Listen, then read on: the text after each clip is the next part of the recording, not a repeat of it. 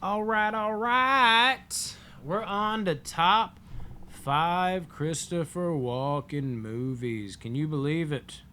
I'm actually kind of surprised, honestly, that we haven't done a top five Christopher Walken movies by now. Or maybe we have, dude. I feel like I've done so many of these top five Thursdays now that like I don't even remember what the fuck I've done. Do y'all remember what I've done? I don't know. Some of y'all have stuck around through these. A lot of people told me they have quite a bit of fun with these. This one in particular, we actually had quite a few suggestions this week. Sorry for everybody that I didn't get to. I can only pick one, but in the end, I picked Gary Lee King Jr.'s one. Top five Christopher Walken movies. I think he might have posted this before, like way back, but I think I remember him commenting a couple times on some older top five Thursday suggestions, which of course is where you tell me what to do a top five on in the group Facebook group Box Office Banner Movies. So, it feels like I don't know. Maybe it's like more of a mental thing, but I feel like I've seen him in there before. He's fucking due to get a top five. So let's jump into him. At number five. Now, please keep in mind, because this one especially, like, I mean, maybe not especially, but this one, it isn't about his best. That's a different list. This is my personal favorites. And number five, actually, I don't even know if sometimes I'll take some liberties because I'm like, look, man, I don't even get to pick my top fives. Y'all do. But this is kind of a liberty I'll take. Is I was so torn on what my fifth favorite was to the point where I was like, dude, I can't fucking decide. You know what I'm going to do? I'm going to pick another one I like, and it's one that I think is underrated. I don't hear people talk about it that much. Suicide Kings. I think this is an underrated movie. There's some movies like it from that time that are better, but I think that there's two things that crowd it out. First off, it's Christopher Walken, and you got a good all-around cast. You've got a good old Jay Moore in there. And when you have a good all-around cast, I think it's easier to leave off good to great movies. Because when you have a good cast, all those people, they're good for a reason. They have bangers. And when you just have a good movie, I mean, whereas if it was like a shit cast, you'd be like, that's the best thing he's ever done. So it's highlighted. If you have like Christopher Walken, you have fucking magical movie after magical movie after magical movie. So his good movie is like his best good movie, not great movie, is like his 20th best film. Whereas it could be so-and-so's best movie. So it's easier to lose that in the shuffle. And then also the fact, as I just said, there was some movies I think that were similar in plot that did it better. Doesn't mean this sucks, but when we're thinking back to the 90s, we're like, let's vault those up. You know, we're not talking about this first. So I think it's easy to lose it through that. The cast in the movie, as I said, Jay Moore, Christopher Walken, you even got fucking, Sheldon from Big Bang Theory. I mean, there's a bunch of good guys in here.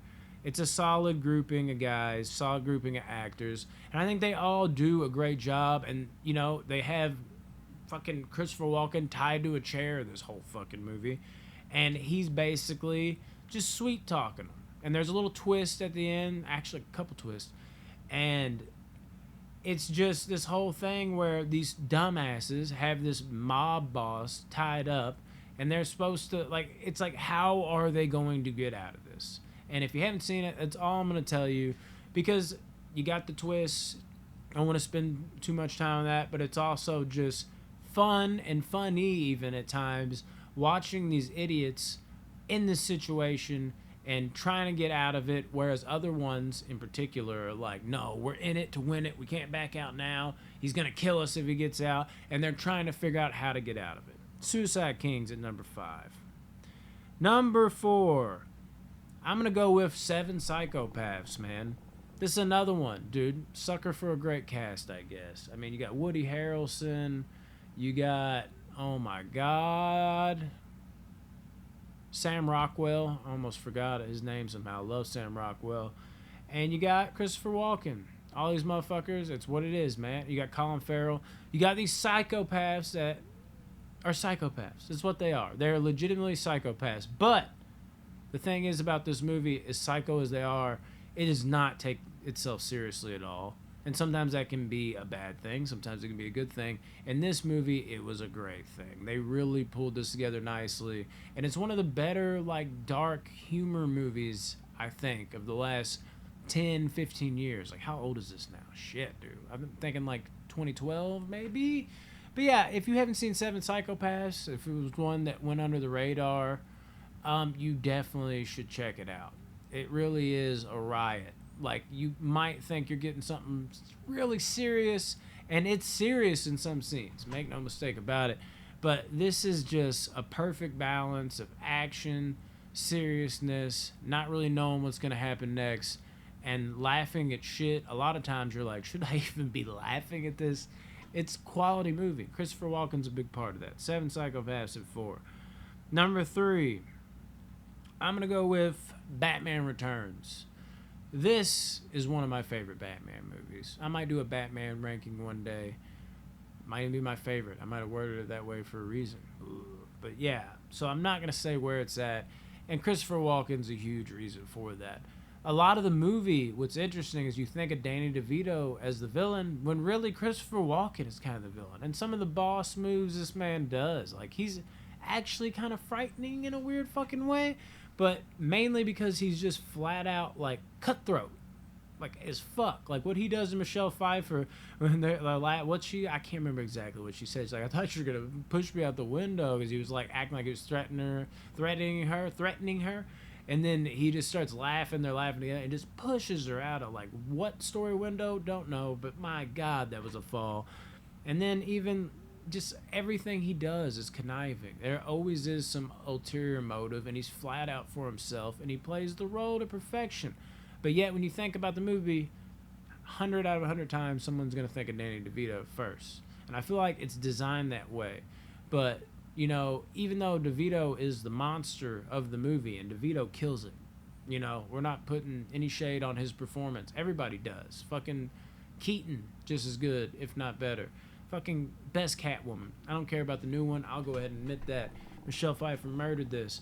But it's easy to forget about how good Christopher Walken was in the movie. And if you did, you need to watch it again, because I think it's designed that way, that you're like, okay, the bad guy that looks like a bad guy, and it's like, you know, really he was just an outcast that, like, turned towards, like, this is what happens when you can pick on people, and he lost it. Like, he could never be accepted by society. So there is some type of motive there with that.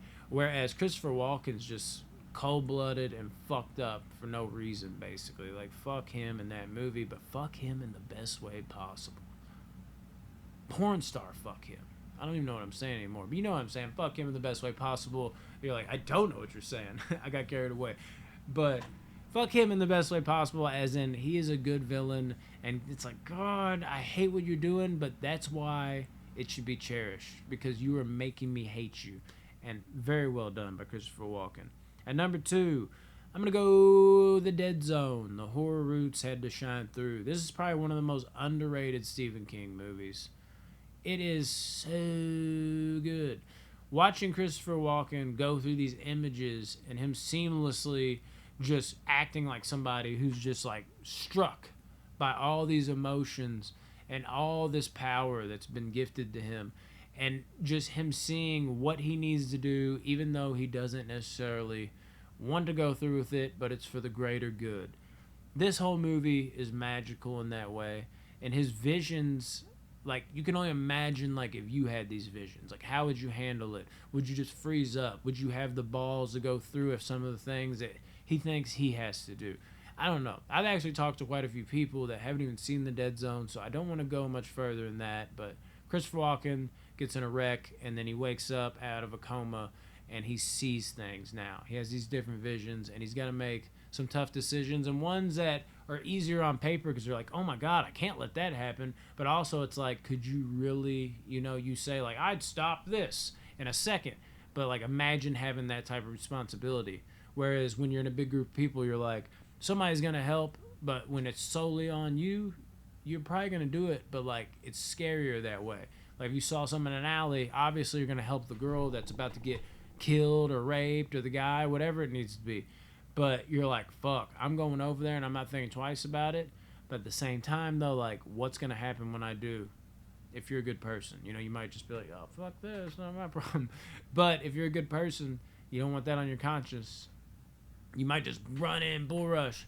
But there's got to be a part of you when you're having these thoughts like this and visions where you're like, I don't know what's going to go down here. And to be left with that type of ability and to have to pull through every time because you would feel guilty if you didn't, that's a huge burden. And he carries it quite well in this movie, I think, overall, things considered. That is The Dead Zone. And my favorite movie from Walken, I'm going to go Deer Hunter, man. I've been talking for a long time. This is my fourth video, so I won't spend too much time on it. The Deer Hunter. I just got it in 4K. Shout Factory did a really good job with it. Just rewatched it recently. It's just one of the greatest movies of all time. It's spectacular. You know, you got the beginning where even one of my buddies, he was like, man, like, they've been at this fucking wedding for like 40 minutes. Like, it's just like The Godfather, dude. They would set those things up, and it, you know, you got to be patient. It's harder to see that now, but back in the 70s, you had to be patient for things like that. And the sole purpose, they do a little bit better of a job now, but the sole purpose is just really ingratiate you to every little detail on how close this tight-knit group is, or how, like, these people might be in the same tight-knit group, but they disagree on this, and then it's really just setting you up. It feels like almost like your first day on the job, almost at a job site, and you get put with a group of people and they're teaching you and you work with them. You get a feel for how they are, and it does that for us. And then we get thrown into the war, and the war for a split second, if there even really was one, was pretty intense.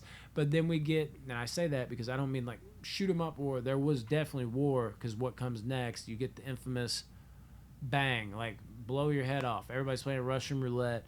That scene's intense as fuck, and the way Christopher Walken, the way he portrays the pain and like coming back and never fully recovering from that, and then the ending, I won't say to him or who, just in case no one's seen Deer Hunter, but like it's tragic, and Christopher Walken does a hell of a job in this movie, and that's probably my favorite movie of his. Yes, sir. Love you guys. It's been another Top 5 Thursday. Peace.